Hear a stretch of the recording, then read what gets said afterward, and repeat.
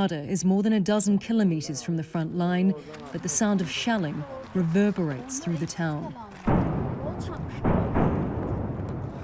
Men have crowded outside conscription offices in the capital Baku, ready to be sent to battle. No, there is no fear. Our country needs us. We'll go as far as necessary for our country. Nagorno-Karabakh is internationally recognised as part of Azerbaijan, but is controlled by Armenian forces. When the dispute began in the early 1990s, many of these men were not born. We were waiting for this day. I hope we'll liberate Karabakh. I hope all our soldiers return safely. In Armenia, there were long lines too, after Prime Minister Nikol Pashinyan called all men into military service. The UN Security Council repeated calls from Russia, France and the US to stop the sign-up and step back for talks. Yet the leaders show little interest in negotiation. It's very hard to talk about negotiations, especially about their contents, when specific military operations are underway. It's not clear how this fighting began on Sunday, but Armenia and Azerbaijan blame each other. Azerbaijan says it is retaking towns and territory it lost in the 1990s.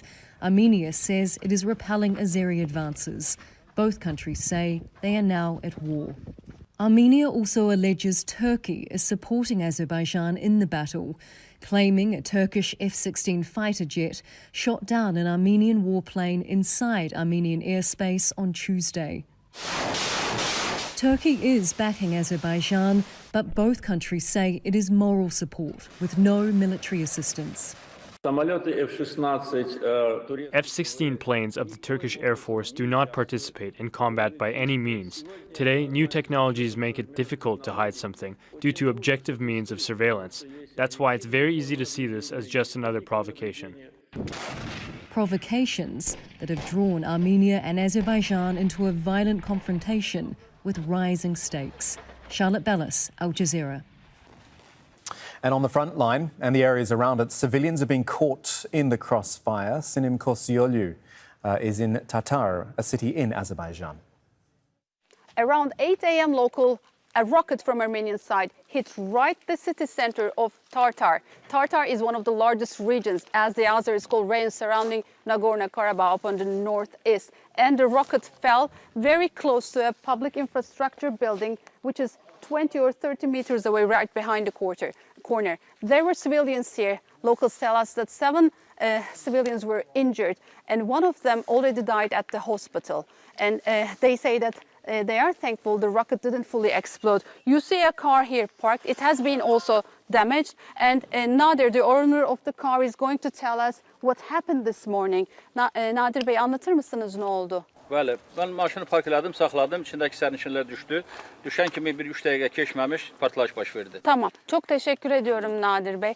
Nadir says to us that there were other civilians here, and thank God his car was already parked here. He says at least 15 people were able to hide behind the car. That's how they rescued their lives. And he says, I can sacrifice my car as long as the civilians are rescued. And he says the Azeris will win the battle and actually repel the occupiers. And here in my hand, there are the fragments of the rocket that hit Tartar city center that has been already evacuated in the last couple of days, and that became a no-man zone. Now, in addition to all this, Turkey says it will back its ally Azerbaijan by, quote, every means available. Also, France, which is part of an international group trying to mediate the truce, has criticised Ankara for what it calls warlike rhetoric. French President Emmanuel Macron says any Turkish involvement in the fighting would be unacceptable. At this stage, I remain extremely cautious, but we know it's an extremely volatile situation. That said, I have noted Turkey's political declarations in favor of Azerbaijan, which I think are inconsiderate and dangerous. France, as part of the Minsk group, which requires the impartiality which explains my caution, remains extremely concerned by the warlike messages coming from Turkey in the last few hours, which essentially remove any of Azerbaijan's inhibitions in reconquering Nagorno-Karabakh, and that we won't accept. Let's check in with Robin Forestier-Walker, who's monitoring developments from Tbilisi in Georgia. Robin, so many calls for the fighting to stop and for some sort of negotiation, but these sides are just rejecting that. Yes, well, Nikol Pashinyan, the Prime Minister of Armenia, did say, I believe in comments yesterday to the Russian media, that they would be prepared to go back to the negotiating table provided the fighting stops. So that's the Armenian position. But in terms of what we're seeing on the ground, unfortunately, the figures just get grimmer and grimmer. Today, 14 killed on the Azeri side, according to the Azeri Defense Ministry, and 3 civilians killed this afternoon in the town of Martakert on the Armenian-held side of Nagorno-Karabakh. So it looks as if the momentum is just constantly there with the Azeris.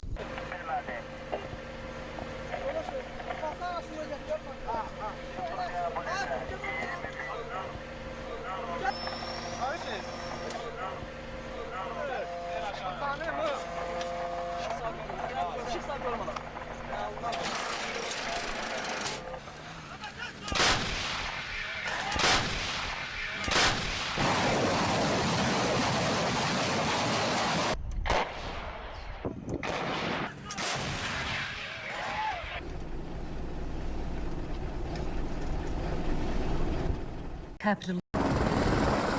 One after another, helicopters land at this medical center in Armenia's capital, Yerevan.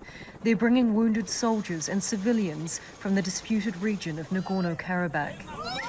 Fighting broke out on Sunday in a resurgence of a long-running conflict between Armenia and Azerbaijan over control of the territory. Nagorno-Karabakh is internationally recognized as part of Azerbaijan, but is controlled by Armenian forces. In 3 days, dozens of people have been killed, hundreds have been hurt. Hospitals located on the front line will be left empty in case a large number of injured people arrive for emergency treatment, so that no one will be deprived of medical care. It's not clear how this fighting began, but Armenia and Azerbaijan blame each other. The two sides are targeting each other with rockets, artillery and drone strikes. They plot to seize villages under the other's control. Both countries say they are now at war. The most important thing is we are brave, fearless, and we will go forward. We captured a lot of Azeri military equipment, and we continue to fight against them using their own equipment. We do well with this. A few hours' drive from the battle in Azerbaijan's capital, Baku, men registered to fight. The government has announced a partial mobilization to recruit civilians into its military. By order of our president, people have gathered for a partial mobilization, which means that it concerns men under the age of 32 and those who are considered suitable for us by their professions. Flights out of Baku's international airport have also been limited for security reasons. France is calling an urgent meeting with Russia and the US to find a path to de-escalation. The three have mediated the dispute in the past.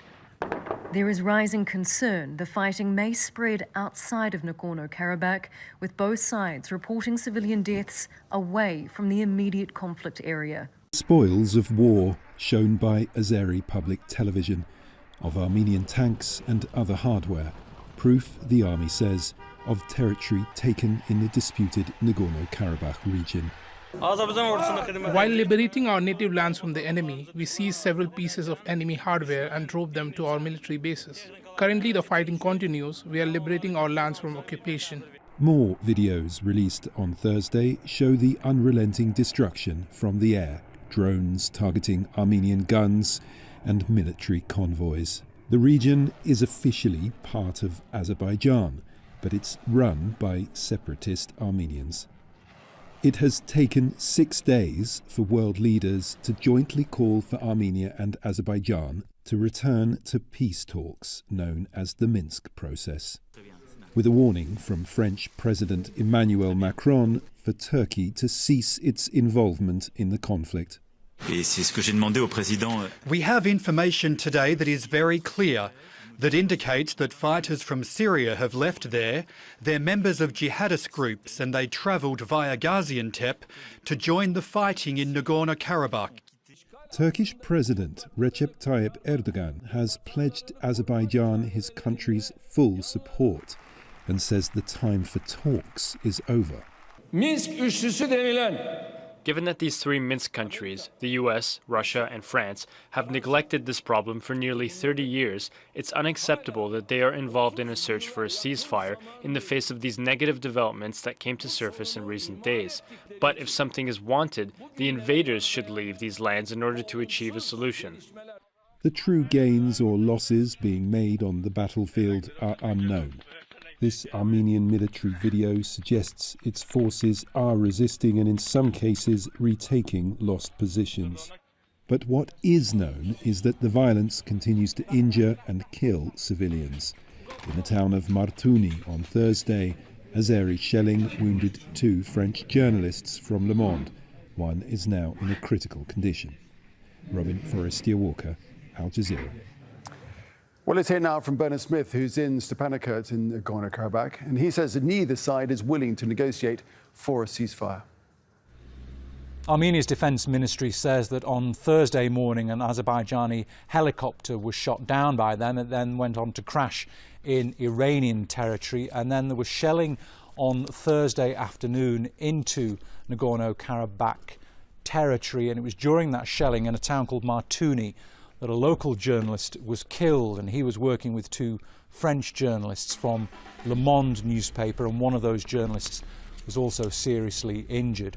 Armenia's Prime Minister Nikol Pashinyan says that he believes Turkey is sending fighters from Syria and mercenaries from Syria to fight alongside the Azerbaijani forces, and he now says that the front line in Nagorno-Karabakh has become a clash of civilizations and a battle of survival. And Artsakh, that's what the Armenians call Nagorno-Karabakh, is fighting against international terrorism sponsored by Turkey. So no mood, certainly from the Armenian side, to look towards a ceasefire and talks at this stage.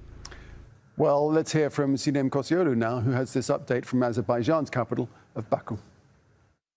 Tension is really high by the border, especially up on the northeastern side of Nagorno-Karabakh, where a district called Tartar has been under attack by the Armenian forces since the early morning. And we heard that a civilian lost his life this early morning in Tartar, as the civilian areas have been indiscriminately targeted by the Armenians, as the Azeri officials and its defense ministry has been saying. Also down to south around Jabrayil and Fuzuli districts that have been occupied also by the Armenian forces. The fight has been intensified as well. Just let us remember, a couple of days ago we heard that Azerbaijan military was able to take over some villages, regain control of some villages in Fuzuli district, but currently now we have 2 battle points. One in the north is Tartar, and down is the Fuzuli Jabrayil area, and the officials have been accusing Armenia for indiscriminate targeting of the civilians.